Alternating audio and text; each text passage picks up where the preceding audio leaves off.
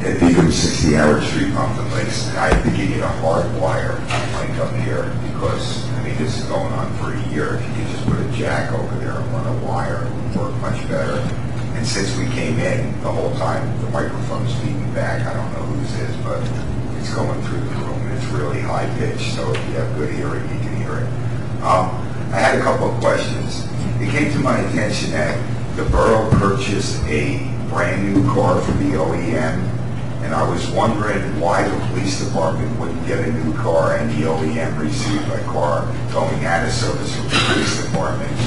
Secondly, it was my understanding that a while ago, our former borough administrator, not this new gentleman sitting here tonight, purchased a weather station. I'd like to know where it is. Is it installed? Is it working? There's been no information about that whatsoever. I thank you, Mayor, since I brought that to your attention. It's gotten very quiet over by those trailers, and I've seen no activity. One truck's parked in front of the trailer for the last week, so obviously the building inspector has been there. The spill compensation fund, that's been there for a long time.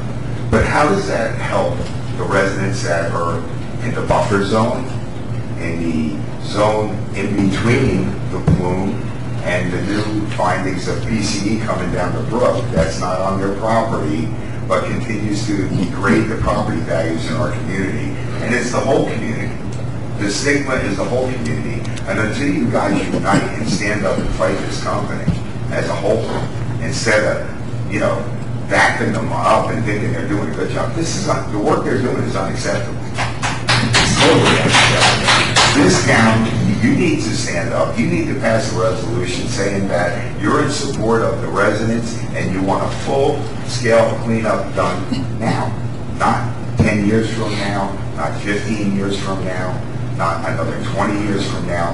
And I did an Oprah today to the Department of Defense, the Nuclear Defense Association, all about depleted uranium, because somewhere I read there's documents that say there's depleted uranium in Pompton Lake. And I'd like to know how it got there. Because if it was used on the DuPont site and it's in the lake, I want that removed too when they do their cleanup. Because that's something that's very dangerous. So I'm hoping that I get an answer from them. They probably take 45 days because their FOAs are a little different than an Oprah. You know, they can give 45 days. I know it takes local municipalities in the state 7 days I think, to respond. Like I said, you know, I don't want to see the process stop, but I got to tell you, the spill compensation fund is not really an excellent tool for the people of this town because they have to sell their house first and prove a loss, as it's stated, because I listened and I've read that document.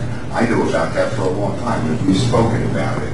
But the issue is, if nobody's going to buy your house, you can't prove you lost anything.